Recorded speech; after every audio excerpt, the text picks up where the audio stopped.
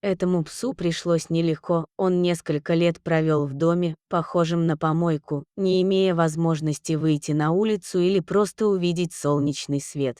Владелица пса была не в своем уме, поэтому забрать его нам удалось только после длительных переговоров, в которых мы задействовали знакомую женщину. Невозможно понять, о чем думала бывшая владелица собаки, но, когда она ее отдала, на шее животного была привязана веревка, этой же веревкой ему связали пасть.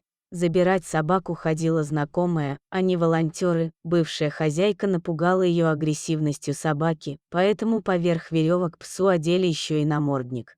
До приюта собака добиралась несколько часов. После того, как сотрудники сняли намордник, стало видно, что веревку на пасти хозяйка стянула настолько сильно, что язык у пса уже стал синего цвета. Снять веревку оказалось не самой простой задачей, она была завязана настолько туго, что пришлось разрезать узлы, это сделали уже в клинике. Собака оказалась очень спокойной и тихой, она не сопротивлялась, когда снимали веревки, не скулила и не лаяла. Когда в клинике пса покормили, он лег и стал внимательно наблюдать за всем вокруг.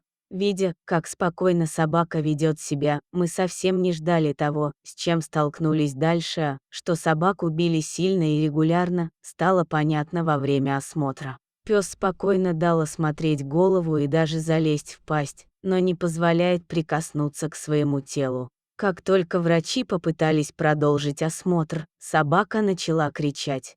Этот звук не похож на лай или рык, а именно на крик, в котором явно чувствуется страх перед человеком. Чтобы все же провести осмотр, пытались удерживать собаку втроем, но из-за небольших размеров животного такой подход не принес результатов. Пса пришлось положить под наркоз, в это время провели осмотр, сделали кастрацию и изучили ротовую полость.